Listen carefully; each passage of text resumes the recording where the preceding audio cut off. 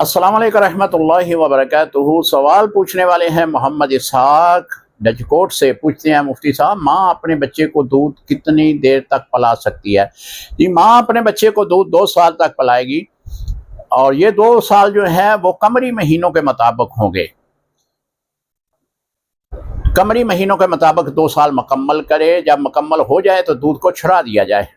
एक दिन भी अगर उसने ज़ायद पिलाया तो गुनहगार होगी।